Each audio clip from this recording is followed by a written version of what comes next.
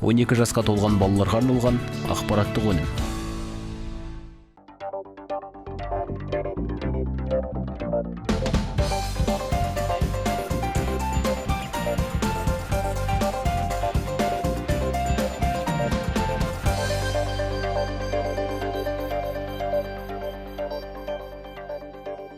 Ақша санауда балаға қанша жастан бастап үйрету керек? Балалардың дүкеннен өздері қалаған затты алуға қызығушылығы 4 жастан басталады. Сол себепті ата-ана баланы қаржылық сауаттылыққа кішкентай кезден үйрете алады.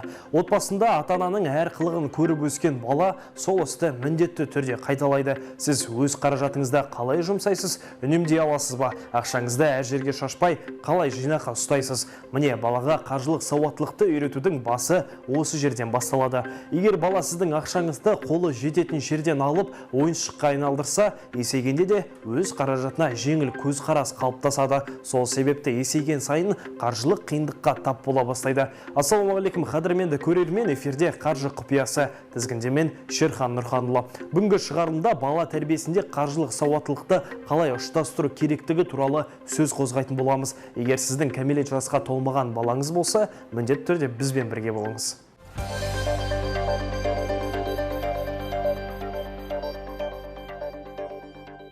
Қаржылық сауаттылықты үйрету барысында кішкентай балаға түрлі ойындарды қолданса, ал 7-8 жастағы балаларға нақты есеп арқылы ақшаны үнемдеу, тиімді ұстау жолдарын түсіндіруге болады. Мысалы, мектепте асханаға жұмсайтын ақшаны 5 күнге жеткізуге тырысу, досына бәлішке деп қарызға берген ақшаны кейін қайтарып алу, ал осы баланың әрекеттерінің бәрін арнайы дәптерге жазып, есебін жүргізуге үйрету. Қарапайым ғана мысал болғанмен, бұл тәртіп баланың ақшаға деген жауапкершілігін арттырады.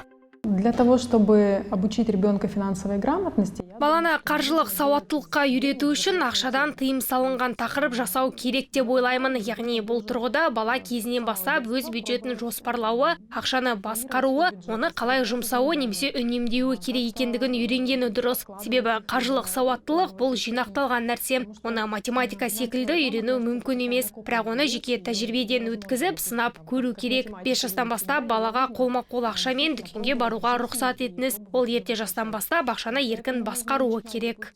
Бала мен ақша теориясы қоғамда игерілмеген кеңістік. Қарым-қатынастың мұндай түрін ата-ананың баласына деген шектен тыс махаббаты мен мырзалығы қалтасы шешіп жүр. Осы орайда Қостанай тұрғындары балаларына күнделікті сабаққа немесе жүріп тұруына қанша қаражат беретінін сұрап көрейік. Ну, как минимум питание 500 тенге, если что-то еще там необходимо, нужно. Я мектепке баратын балам бар, бәліш, компот сынды тамақтануына күнделікті 500 теңгедей беремін. Ал егер достарымен қыдыратын болса, міндетті түрде қанша ақша тамаққа немесе ойын-сауыққа кететінін сұраймын. Вы уже 11 класс. Менің балам 11-ші сыныпта оқиды. Күнделікті 1000 теңгеден аз кетпейді. Жол жүруіне, тамағына. Қазір бәрі қымбат, ұлымды қатты қадағаламаймын, өзінің банк картасы бар. В день 1200.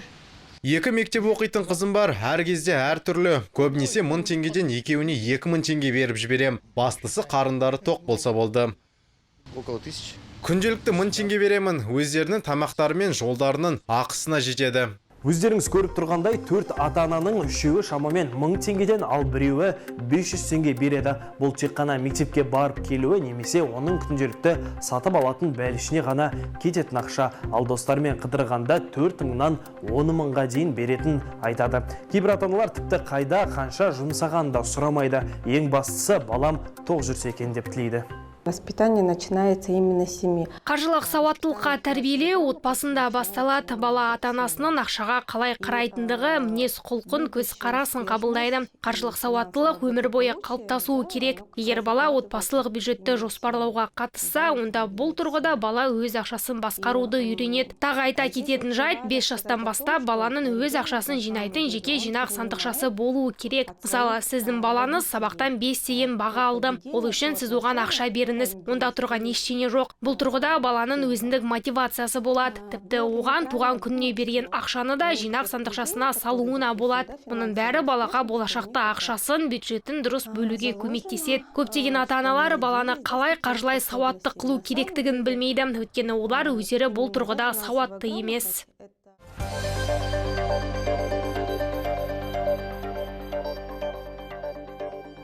Для того, чтобы выпустить ребенку карту, Тағы Тағы бір оңтайлы тәсілдердің бірі балаға өз картасын шығарып беру. Балаға картаны шығару үшін ата-аналардың бірі банкке туу туралы куәлікпен келіп, осы картаны банктен алуы керек. Карта бірден шығарылады және ата-анасына немесе баланың өзіне беріледі. Картаны басып шығару барысында кейбір мәліметтерді жасырып қалуға болады. Мысалы, аты жөні, оның кімге тиесілі екендігі және тағы да басқасы. Егер ол жоғалып қалатын болса, карта бірден құлыпталады. Яғни бұл балаға да ата-анаға да ыңғайлы. Ата-аналар көп қолма-қол ақша бермейді, тек мобильді қосымша арқылы басқара алады. Яғни мұндай картаның берері мол.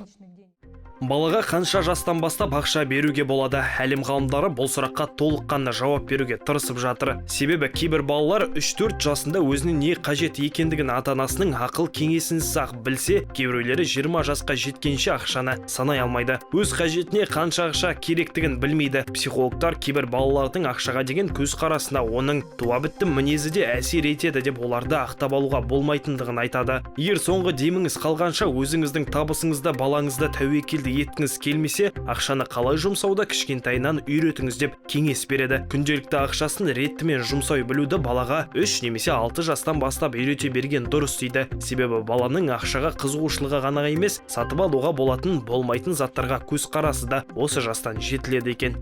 Ойын балалар үшін әлемді танудың негізгі тәсілі. Дәл осы ойын арқылы балаларды ақшаны дұрыс жұмсауға үйретуге болады. Солардың бір қатарын сіздерге ұсынамыз. Алғашқы ойындардың бірі кім арзанырақ табады. Супермаркетте балаңызға қолжетімді бағада тауарды табуға тапсырма беріңіз. Тіпті жылдамдыққа жарысып сатып алатын сүттің, шоколадтың арзанын бірге тауып көріңіз. Нәтижесінде өнімді салыстырып, қайсысы қымбат, қайсысы арзан екенін бірге талқылаңыз. Екінші ойын дүкенге барып кел деп аталады. Балаңызды дүкенге жіберіп, тек тізім бойынша заттарды алып келуді бұйырыңыз. Нәтижесінде қай өнім қанша тұратын, қанша ақша қалған сұрау арқылы оның логикалық ойлау қабілетін қалыптастыруға болады. Сондай-ақ бала өзіне жауапкершілік алып, дүкенде ересек адамдар сияқты сауда жасауды үйренеді. Бюджетті жоспарламаймыз. 7 және 8 жастағы баламен ақшаның қайда кеткен есептеңіз. Параққа арнайы кесте сызып, түрлі санатқа бөліңіз. Тамақ, пәтер ақшасы, көлік, басқа да қажеттіліктер сынды. Балаға қандай шығын, қай санатқа жататынын нақтылауға мүмкіндік беріңіз. Нәтижесінде апта соңында қанша шығын қайда жұмсалғаны анық болады. Ал бұл кеңестің есебін балаңызбен бірге жүргізіңіз. Отбасының барлық мүшелерімен монополия сияқты үстел ойындарын ойнауға болады.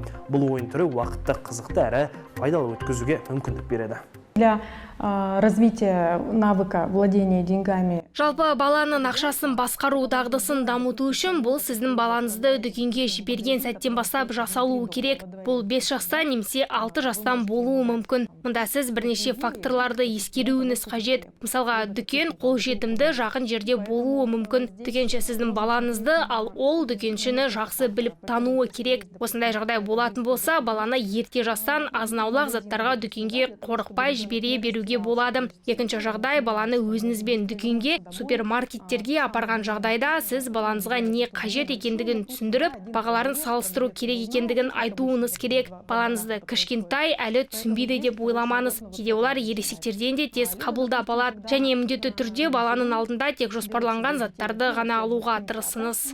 Здесь нужно разговаривать. Баламен үнемі сөйлесу керек, әңгімелесу және оны түсіндіру баланы тәрбиелеудегі негізгі ережелер. Балалар өте ақылды, кез келген жағдайды жақсы түсінеді. Тіпті ата-аналардың өздеріне бір затты сатып ала алмай тұрғандығын да түсінеді. Балаға барлық шығындарды көрсету керек. Бұл коммуналдық, азық-түлік сатып алу, киім сатып алу секілді. Егер бала бүкіл жүйені өз көзімен көретін болса, дәл соны болашақта өзі де жасайтын болады. Қалтапұлды не үшін береді? Бізде ол жағы маңызды емес. Көптеген ата-ананың баласына апта немесе ай сайын ақша беріп отыруы тұрақты үрдіске айналдырған. Психолог мамандар не үшін береді? Бала сұрай ма, жоқ па? Ол жағы маңызды емес. Автоматты түрде береді деп айтады. Балаға қажеттілігін ескермей ақша беру жазылмаған заңдылық секілді. Ең бастысы, қандай жағдай болмасын, бала өзінің қалтапұл қаражатын міндетті түрде алатын біледі дейді. Білгендіктен жақсы мінез құлқымен бағасын бұлдайды, олимпиадада алған жүлдесін алға тартады. Тіпті жалғыз баласы екенін міндеттейді. Ол бала ересек адам секілді ертең ақшасыз қаламау, күнімді көре алмаймын ау деп уайымдамайды. Өйткені ата-анасы бар кезде несіне уайым жейді. Ата-анасы қашанда көмектесуге, оған ақша беруге дайын. Сондықтан көп жағдайда бала ата-анасын қаражат көзі ретінде қабылдайды. Осыдан келіп ойсыз оңды солды шашу шығады. Мұндайда ақша табуға ғана емес, сонымен қатар өзін тұлға ретінде дамытуға деген баланың ынтасы жойылады дейді мамандар. Бастысы бала өзіндегі ақшаның қалай қайдан келгенін түсінуі тиіс. Қанша ақша жұмсайтыны содан кейінгі мәселе. 7 және 8 жасқа жетіп ақылы кіре бастағанда отбасындағы қаражатқа алаңдай бастайды. Осы шақтан бастап оны әрдайым отбасындағы кіріс шығыс мөлшерінен хабардар етіп отыру керек. Баланың көзінше коммуналдық қызмет ақысы мен азық-түлік және киім-кешектің қанша тұратынын үнемі айтып отырған абзал. Бала сол кезде ғана отбасының әлеуметтік жағдайына ата-ананың көзімен қарап, қажеттілігін соның өлшеммен өлшейтін болады. Кішкентай күнінде қалыптастырған көзқарасы балада үлкейген кезінде де қалып қояды. Бүгінгі айтарымыз осы, қарапайым бірақ негізгі ережелерді сақтап, сіз баланың жастайынан ақшаға деген дұрыс қатынасын орнататыныңызды ұмытпаңыз. Дара болайық, дана болайық, бай болайық.